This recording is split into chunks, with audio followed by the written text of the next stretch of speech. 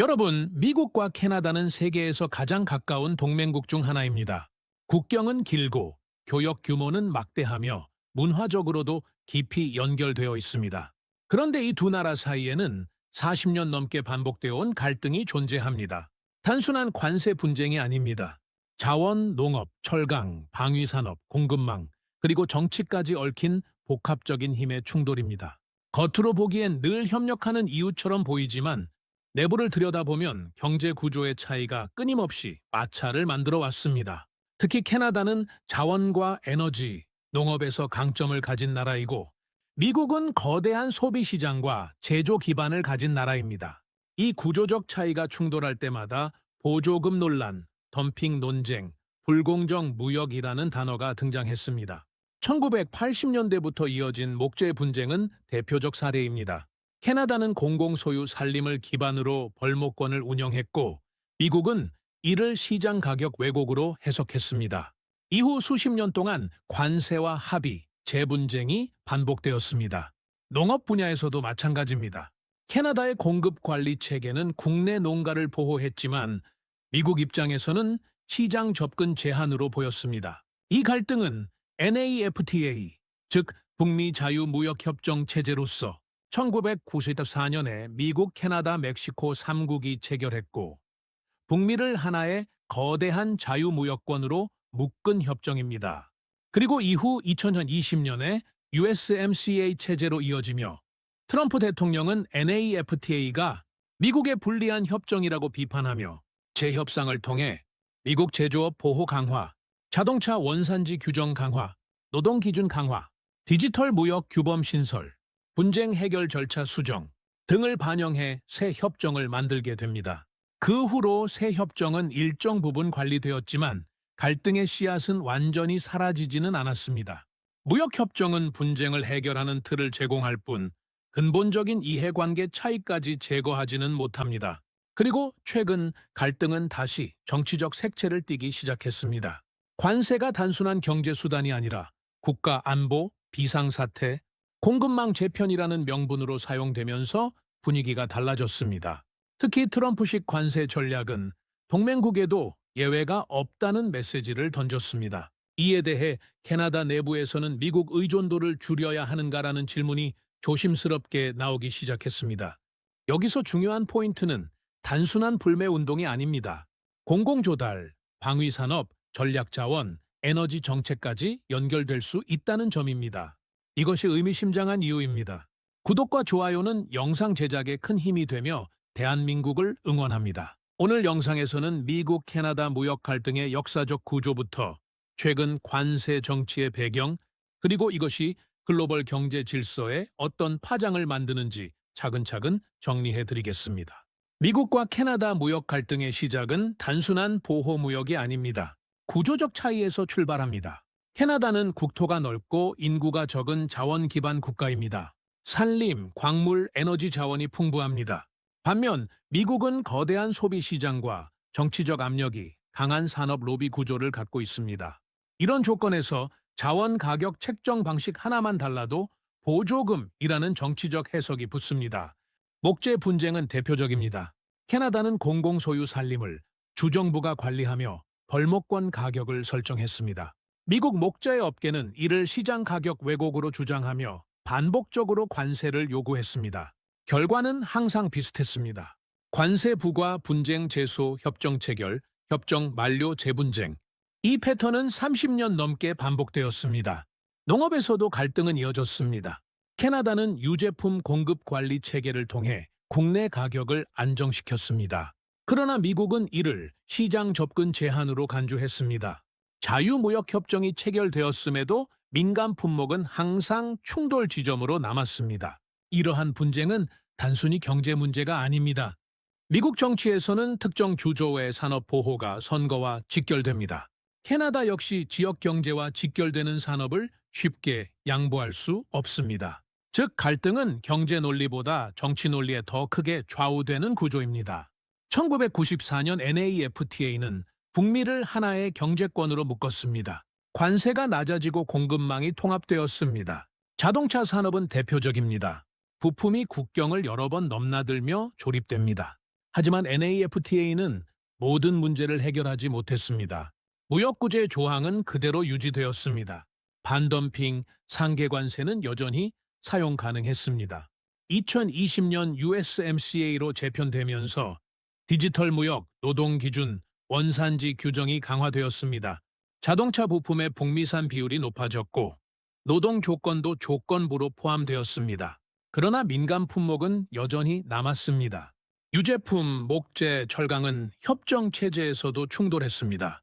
즉, 협정은 갈등을 제도 안으로 끌어들였을 뿐 갈등의 씨앗을 제거하지는 못했습니다. 현재의 트럼프식 관세 전략과 안보 프레임의 현 시점에서 보면 무역은 이제 힘의 언어가 되었습니다. 최근 국제 무역 갈등을 이해하려면 하나의 개념을 먼저 보셔야 합니다. 바로 안보 프레임입니다.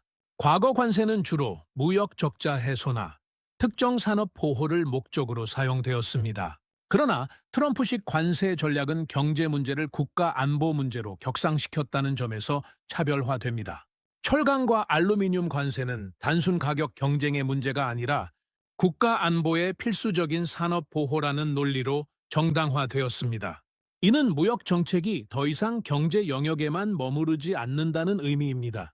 반도체, 배터리, 히토류, 통신 장비까지 안보 자산으로 간주되는 시대가 되었습니다.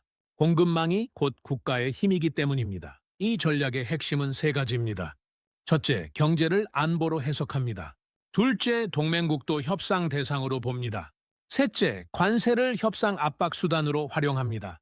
특히 동맹국에도 예외를 두지 않는 점은 국제 질서에 큰 파장을 주었습니다. 전통적으로 안보 동맹은 경제 영역에서 일정 수준의 신뢰를 전제로 했습니다. 그러나 관세가 안보 논리로 사용되면서 동맹 역시 재협상의 대상이 되었습니다. 이는 단순한 통상 마찰을 넘어 전략적 신호로 해석됩니다. 안보의 범위도 확장되었습니다. 과거 안보는 군사력 중심이었지만 지금은 산업과 기술이 안보의 핵심이 되었습니다. 첨단 제조 능력, 자원 확보, 기술 통제력은 군사력 못지않은 전략 자산으로 인식됩니다. 따라서 관세는 단순 세금이 아니라 힘의 메시지가 됩니다. 이러한 전략은 국내 정치와도 연결됩니다. 보호무역은 특정 산업과 노동자에게 직접적인 정치적 메시지를 전달합니다. 일자리 보호라는 명분은 선거와 직결됩니다. 결국 관세는 외교 수단이자 정치 전략이 됩니다. 그러나 이 방식은 위험도 동반합니다. 동맹국에 대한 압박은 신뢰를 약화시킬 수 있습니다. 신뢰가 흔들리면 공급망은 다변화되고 의존도 축소 움직임이 나타납니다. 이는 장기적으로 국제 질서를 재편하는 요인이 됩니다. 결국 트럼프식 관세 전략은 하나의 선언과도 같습니다. 무역은 더 이상 가격 경쟁의 영역이 아니라 국가 힘의 영역이라는 선언입니다. 공급망을 통제하는 국가가 협상력을 갖고 기술을 지배하는 국가가 전략적 우위를 갖습니다. 지금 세계는 조용한 경제 전쟁의 시대에 들어섰습니다. 관세는 그 신호탄이며 안보 프레임은 그 명분입니다.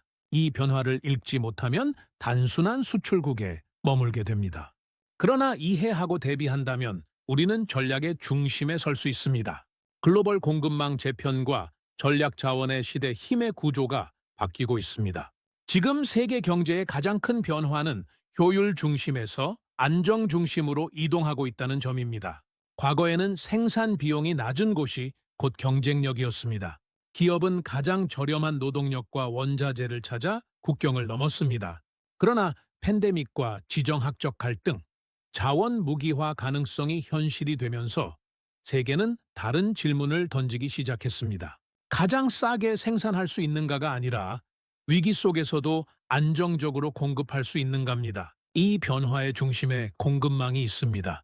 공급망은 더 이상 단순한 물류 체계가 아닙니다. 국가 안보의 핵심 요소가 되었습니다. 반도체 하나가 자동차 생산을 멈추게 하고 배터리 핵심 광물 수급 문제가 전기차 산업 전체를 흔들 수 있습니다. 철강과 알루미늄 관세가 단순 가격 인상이 아니라 전략 신호로 해석되는 이유도 여기에 있습니다. 미국과 캐나다의 갈등 역시 이 구조 속에서 이해해야 합니다. 캐나다는 니켈, 리튬, 코발트, 히토류 등 첨단 산업의 핵심 자원을 보유한 국가입니다. 미국은 자국 내 제조업 부활과 첨단 산업, 경쟁력을 강화하기 위해 이러한 자원의 안정적 확보를 최우선 과제로 두고 있습니다. 따라서 양국 간 갈등은 단순한 무역 분쟁을 넘어 자원 통제력과 공급망, 주도권의 문제로 확대되고 있습니다. 이 흐름은 세계적으로도 확산되고 있습니다. 유럽은 전략 자원 확보를 위해 아프리카 및 북미와 협력을 강화하고 있으며 중국은 자원 가공과 정제 기술을 무기로 글로벌 영향력을 유지하고 있습니다. 이제 자원을 가진 나라와 자원을 가공할 수 있는 나라가 국제 질서의 중요한 축이 되고 있습니다. 대한민국은 이 지점에서 매우 독특한 위치에 있습니다. 우리는 자원이 풍부하지는 않지만 자원을 고부가가치 산업으로 전환하는 능력을 갖추고 있습니다. 배터리셀 기술, 반도체 공정 기술, 초정밀 제조 역량은 단순 생산이 아니라 가공과 설계 능력입니다. 이것이 바로 우리가 협상력을 가질 수 있는 이유입니다. 그러나 여기에는 위험도 존재합니다. 원자재 확보 단계에서 의존도가 높다면 공급망 상단에서 협상력이 약해질 수 있습니다. 따라서 단순 수입 구조에서 벗어나야 합니다. 공동 광산 개발 참여, 장기 구매 계약, 가공 기술 협력, 해외 투자 확대 등 전략적 접근이 필요합니다. 자원을 사오는 국가에서 자원 가치 사슬을 설계하는 국가로 이동해야 합니다. 또한 공급망 재편은 산업 정책과 직결됩니다. 미국은 자국 내 생산 확대를 위해 보조금 정책을 활용하고 있으며 유럽 역시 전략 산업 보호 정책을 강화하고 있습니다. 이 환경에서 한국 기업은 현지 투자 확대와 동시에 국내 핵심 기술 유지라는 균형을 맞춰야 합니다. 해외 생산 기지를 늘리되 핵심 설계와 연구 개발은 국내에 두는 전략이 필요합니다. 더 나아가 공급망은 단순 산업 문제가 아닙니다. 이는 국가 간 신뢰의 문제입니다. 기술 이전 제한, 수출 통제, 관세 부과는 모두 신뢰의 균열에서 시작됩니다. 따라서 한국은 기술 신뢰국으로 자리매김해야 합니다. 국제 표준 협력, 기술 규범 참여, 다자 협력 체계 확대는 경제 안보를 강화하는 또 다른 방식입니다. 지금 세계는 공급망 블록화라는 새로운 질서로 이동하고 있습니다. 그러나 완전한 단절은 어렵습니다. 상호 의존 구조가 깊기 때문입니다. 그렇다면 중요한 것은 어느 블록에 속하는가가 아니라 그 블록 안에서 어떤 위치를 차지하는가입니다. 대한민국이 단순한 하청 생산 기지에 머문다면 공급망 재편 속에서 가장 먼저 조정 대상이 될 수 있습니다. 그러나 전략 기술과 설계 능력을 가진 국가로 자리매김한다면 갈등이 심화될수록 더 필요한 국가가 됩니다. 결국 핵심은 공급망의 말단이 아니라 중심에 서는 것입니다. 자원을 단순히 사용하는 나라가 아니라 자원의 가치를 극대화하는 나라가 되는 것입니다. 갈등이 심화될수록 구조를 이해하는 국가만이 주도권을 가질 수 있습니다. 세계 질서는 지금 재편되고 있습니다. 효율의 시대가 끝나고 전략의 시대가 열리고 있습니다. 그리고 그 전략의 중심에는 공급망과 자원이 있습니다. 대한민국은 이 흐름을 읽어야 합니다. 그리고 그 중심으로 이동해야 합니다. 미국과 캐나다의 갈등을 단순한 무역 분쟁으로 보신다면 절반만 보신 것입니다. 지금 세계는 관세라는 경제 도구를 안보라는 명분으로 사용하고 있습니다. 철강과 알루미늄에 붙는 관세는 가격 문제가 아니라 힘의 문제입니다. 공급망은 더 이상 효율의 영역이 아니라 생존의 영역이 되었습니다. 이 흐름 속에서 대한민국은 단순한 관찰자가 아닙니다. 우리는 세계 10위권 제조 강국이며 반도체 배터리 조선 방산이라는 전략 산업을 보유한 국가입니다. 즉, 우리는 이 재편의 한가운데에 서 있습니다. 첫째, 우리는 동맹의 본질을 냉정하게 이해해야 합니다. 동맹은 영원하지만 이해관계는 항상 재조정됩니다. 미국은 자국 산업 보호와 전략 자립을 최우선 가치로 두고 있습니다. 캐나다 역시 자원 주권을 강화하려 합니다.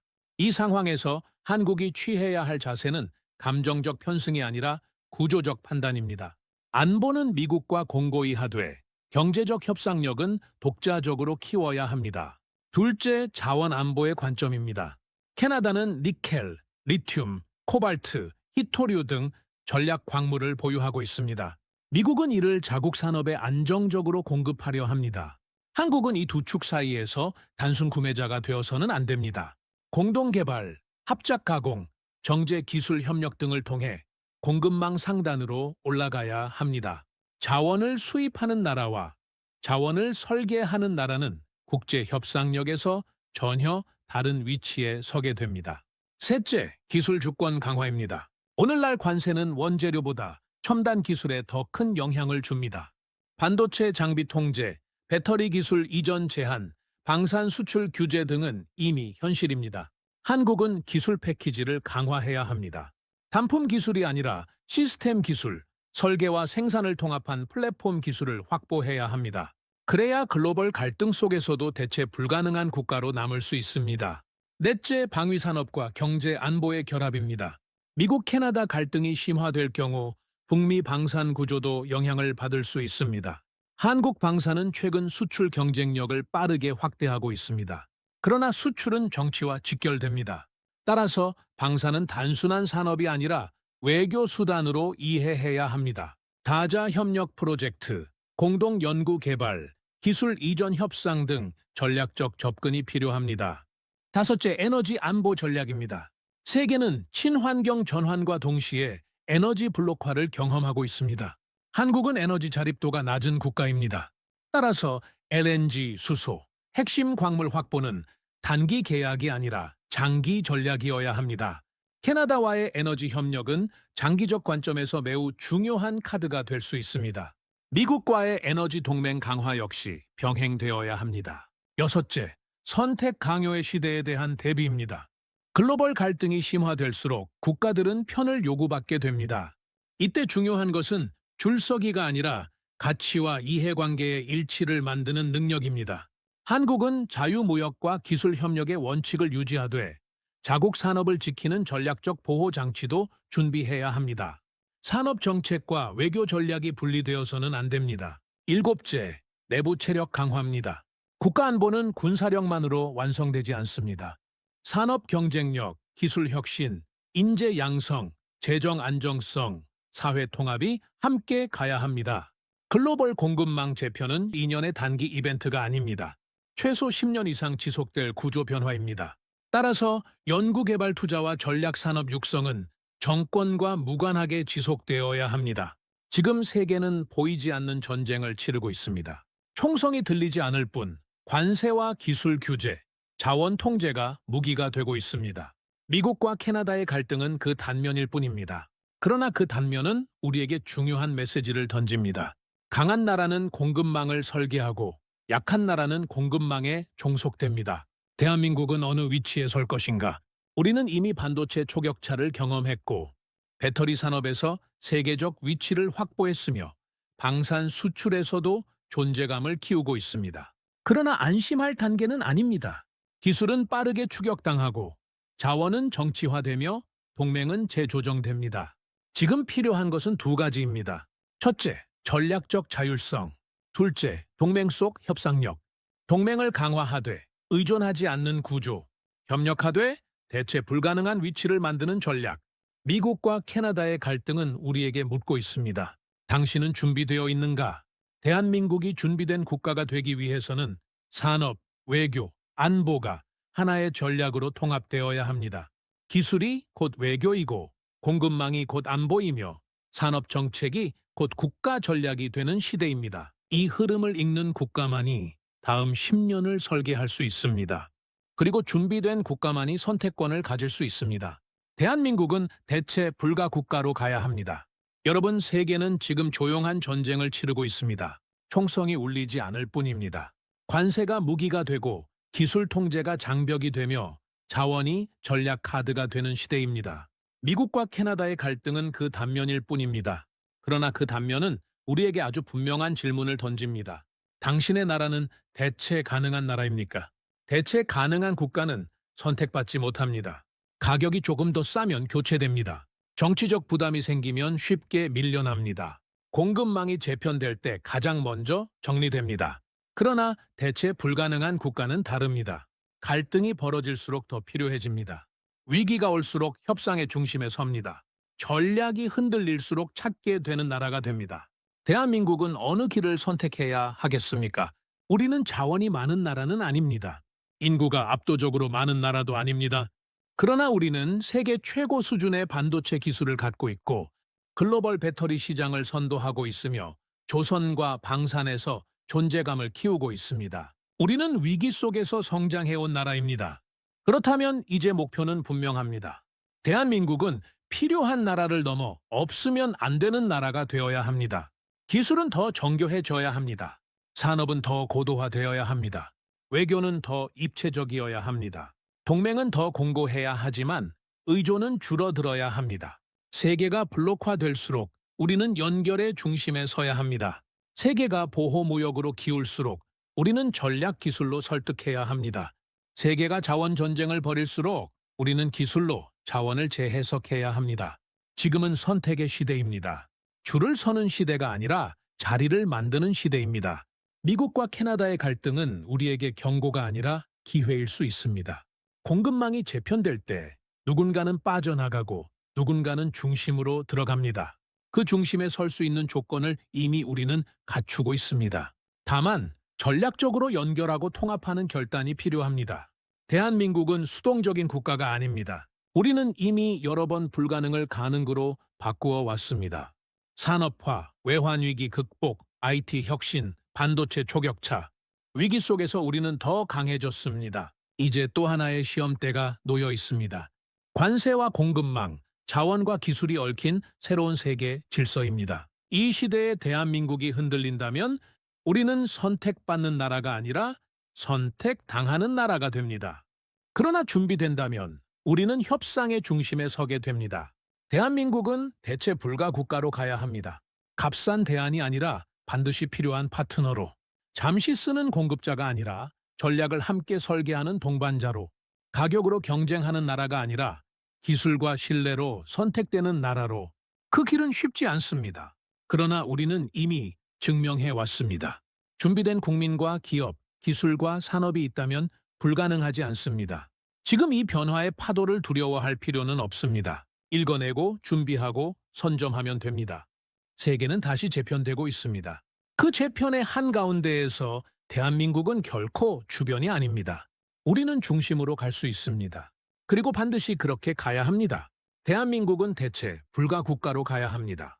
지금까지 긴 영상 시청해 주셔서 감사합니다. 여러분의 가정의 건강과 행복이 늘 함께하길 대한월드는 기원하며 대한민국 화이팅입니다.